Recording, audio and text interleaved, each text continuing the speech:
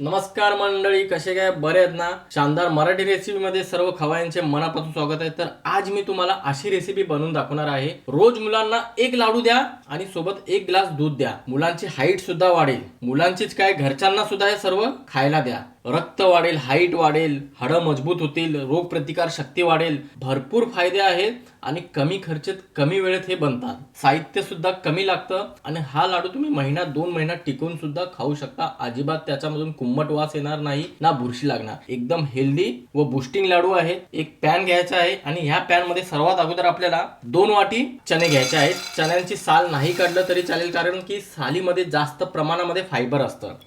ही झाली दुसरी वाटी. अशी कोणती वाटी सेट करून ठेवा. वजनी प्रमाणामध्ये पाव किलो इतकं चणे आहे. आता ह्या चण्यांना आपल्याला भाजून घ्यायचं आहे. गॅसला मध्यम ठेवायचा आहे किंवा मंद ठेवा, फास्ट ठेवू नका. ह्याच्यामधला ओलावा संपूर्ण निघून जायला पाहिजे आणि मस्त असा खमंग वास दरवळायला पाहिजे, तोपर्यंत आपल्याला भाजून घ्यायचे आहे. तर मंडळी, चण्यामध्ये किती फायदे आहेत ते वेगळं काही सांगायची गरज नाही. तुम्ही मूठभर जरी चणे रोज खाल्लात तर तुमच्या शरीराला भरपूर ऊर्जा भेटेल. प्रथिने म्हणजेच की प्रोटीन आणि फायबर जास्त प्रमाणामध्ये भेटतं. पचनक्रिया सुधारणार, रक्तामधील साखर सुद्धा नियंत्रणात राहण्यास जास्त मदत होते. वजन कमी होतं. जास्त करून तुम्ही मुलांना खाऊ द्या. आहे मुलांच्या हाडे मजबूत होतात आणि हाईट वाढण्यास जास्त मदत होते. चण्यामधून मस्त सुगंध दरवळत आहे. आता इथे यावेळेस आपल्याला ज्या वाटीने मी चणे मोजून घेतले होते त्याच वाटीने 1 वाटी मी तीळ घेत आहे. आणि चणे अगोदर आपल्याला चांगल्या प्रकारे भाजून घ्यायचे, मगच तीळ भाजायचा बरं का. आणखीन ह्याच्यामध्ये एक जिन्नस वापरायचा आहे.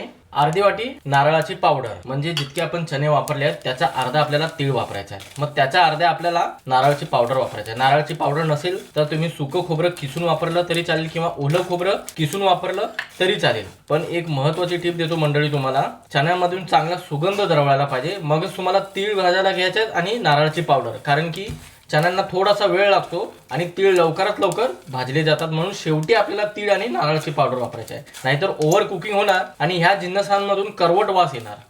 तर मंडळी, तुम्ही आवाज ऐकू शकता. तीळ चटचट चटकायला लागलेले आहेत आणि मस्त असा खमंग वास येत आहे तिन्ही जिन्नसांचा. आता गॅस बंद करायचा आहे आणि ह्यांना एका मोठ्याशा प्लेटमध्ये काढून पसरवून ठेवायचं आहे पंख्याखाली, म्हणजे चांगल्या प्रकारे हे थंड व्हायला पाहिजे. तर मंडळी, इथे मी दूध गरम करायला ठेवलेलं आहे. अर्धा लिटर दूध आहे. फुल फॅट दूध नाही आहे, साधं दूध आहे बरं का. तुम्ही फुल फॅट वापरलं तरी चालेल. आता ह्याच्यामध्ये फ्लेवर चांगला येण्यासाठी पाव चमचा मिरची पावडर वापरायची आहे आणि सोबतच 3 ते 4 केसरच्या काड्या वापरायच्या आहेत. रंगसुद्धा चांगला आहे आणि फ्लेवर आणखीन वाढेल. इथे मी गोड बनवण्यासाठी 1 चमचा खडी साखरेची पावडर वापरत आहे. तुम्ही वाटलं तर साखर वापरलं तरी काही हरकत नाही. चांगल्या प्रकारे ढवळून घ्यायचं आहे. गॅसला मंद ठेवायचं आहे आणि छानशी उकळी येण्याची वाट पाहायची आहे. तर मंडळी, जोपर्यंत दुधाला उकळी येत आहे तोपर्यंत आपण पुढची तयारी करून घेऊ. तर मंडळी, इथे मी 1 कप गरम दुधामध्ये 1 कप मखाने भिजत ठेवलेले आहेत आणि मखाने चांगल्या प्रकारे नरमसुद्धा झालेले आहे. मखाण्यामध्ये भरपूर प्रमाणामध्ये फायबर असतं आणि कॅल्शियम सुद्धा असतं, ज्याच्याने हाडे मजबूत होतात. शिवाय यात मॅग्नेशियम आणि पोटॅशियम असतं, जे रक्तदाब आणि हृदयाचे कार्य सुधारण्यास जास्त मदत होते. मुलांना ह्या पद्धतीने तुम्ही दूध बनवून दिलात एका लाडू बरोबर तर त्यांचा 15 दिवसामध्ये तुम्ही रिझल्ट पाहू शकता. मरणशक्ती सुद्धा वाढेल, हाडं मजबूत होतील आणि हाईट वाढण्यास जास्त मदत होते. आणि मखाने तुम्ही ऑनलाईन परचेस सुद्धा करू शकता किंवा कोणत्याही किराणा स्टोअर्समध्ये सहज मखाने भेटतात. मंडळी, तसं बघायला गेलं ही पेस्ट फक्त एका दिवसापुरतीच आहे. या पेस्टला तुम्ही 1 ते 2 दिवस टिकवून खाऊ शकता. त्यापेक्षा जास्त दिवस ही टिकणार नाही. आणि तुम्हाला इतकं झंझट करायचं नसेल तर तुम्ही प्रोटीन पावडर बनवू शकता. ती 2 ते 3 महिन्यापर्यंत टिकू शकते. प्रोटीन पावडरची रेसिपी पाहिजे असेल तर माझ्या यूट्यूब चॅनलवर अवेलेबल आहे. ती रेसिपी तुम्ही पाहू शकता. आता काय करायचं तर मिक्सरचं लहानसं भांडं घ्यायचं आहे आणि अगोदर ह्याच्यामध्ये दूध नाही टाकायचं. अगोदर आपल्याला संपूर्ण मखाने वाटून घ्यायचं आहे. वाटताना थोडं थोडं दूध वापरायचं बरं का. का असं करायचं आहे, कारण की मखाने चांगल्या प्रकारे बारीक वाटले नाही जाणार, त्यासाठी आपल्याला थोडं थोडं मखाने वाटताना मग दूध वापरायचं आहे. आता ह्यासोबतच इथे आपल्याला मुलांची स्मरणशक्ती वाढण्यासाठी इथे मी अगोदरच बदाम भिजत ठेवलेले आहेत गरम पाण्यामध्ये 15 ते 20 मिनिटापर्यंत. ह्याची साल सुद्धा काढून घेतलेली आहे मी. किंवा रात्रभर तुम्ही बदाम भिजत ठेवला तरी चालेल. बदाम जागी तुम्ही अक्रोड वापरू शकता, पिस्ता वापरू शकता. पण बदामचे जास्त फायदे आहेत आणि अक्रोडचे पण फायदे असतात, पण ते जास्त महाग असतं, म्हणून बदाम वापरलं तरी चालेल. आता थोडं थोडं दूध वापरून ह्याला एकदम बारीक पेस्ट करून घेतो. तर मंडळी, इथे आपण पाहू शकता मखाने थोडं थोडं वापरून आणि दूध थोडं थोडं वापरून अशी पेस्ट तयार करून घ्यायची आहे. आता तुम्हाला आवडत असेल तर ह्याच्यामध्ये चॉकलेट पावडर सुद्धा टाकू शकता मुलांसाठी, पण मी ह्याच्यामध्ये चॉकलेट पावडर नाही टाकणार आहे ना साखर टाकणार आहे. ही अशीच पेस्ट मी तयार करून घेतलेली आहे. तर मंडळी, आपण पाहू शकता मस्त अशी खळखळून उकळी आलेली आहे दुधाला. आता गॅस एकदम मंद करायचा आहे आणि जी आपण पेस्ट बनवून ठेवली होती ना, ती संपूर्ण पेस्ट या दुधामध्ये टाकायची आहे आणि चांगल्या प्रकारे पुन्हा एकदा ढवळून घ्यायचं आहे आणि पुन्हा हलकीशी उकळी येण्याची आपल्याला वाट पाहायची आहे. तर मंडळी पाहू शकता, पुन्हा मस्त अशी खळखळून उकळी आलेली आहे आणि हे मस्त हेल्दी दूध तयार झालेलं आहे. आता दूध आपल्याला चांगल्या प्रकारे थंड करायचं आहे आणि फटाफट लाडू बनवायला घ्यायचे आहे.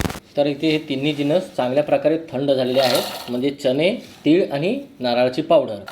एका टप्प्यामध्ये आपल्याला वाटायला नाही येणार, म्हणून 2 टप्प्यामध्ये आपण वाटून घ्यायचं आहे. आणि बारीक वाटलं नाही तरी काही हरकत नाही, हलकंसं रवा वाटलं तरी चालेल. पहिल्या टप्प्यामध्ये वाटून घेतलेलं मी चांगल्या प्रकारे चाळून घेतलेला आहे. आता हा दुसरा टप्पा तुमच्यासमोर चाळून घेत आहे.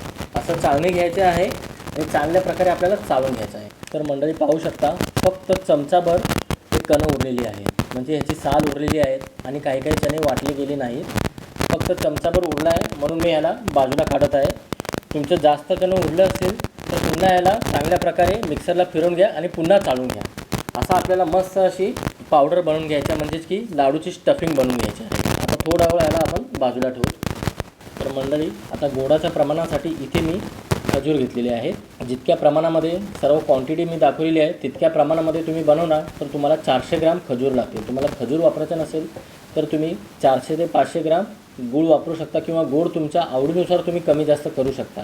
पण गुळाला तुम्हाला फक्त वितळून घ्यायचं आहे, त्याची 1 तार 2 तार पाक नाही बनवायचा आहे.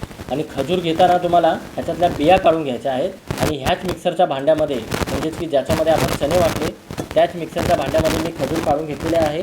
खजूर वाटून झालं की संपूर्ण खजूर आपल्याला ह्या पिठामध्ये काढून घ्यायचं आहे.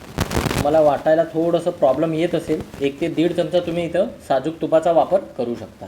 फ्लेवर चांगला येण्यासाठी अर्धा चमचा वेलची पावडर टाकायचा आहे. आता ह्या सर्व जिन्नसांना चांगल्या प्रकारे अगोदर एकजीव करून घ्यायचा आहे. तर मंडळी पाहू शकता, असा हाताने आपल्याला चोळून हे लाडूचं सारण तयार करून घ्यायचं, म्हणजे खजूर चांगल्या प्रकारे एकजीव व्हायला पाहिजे, गुठळ्या अजिबात व्हायला नाही पाहिजे.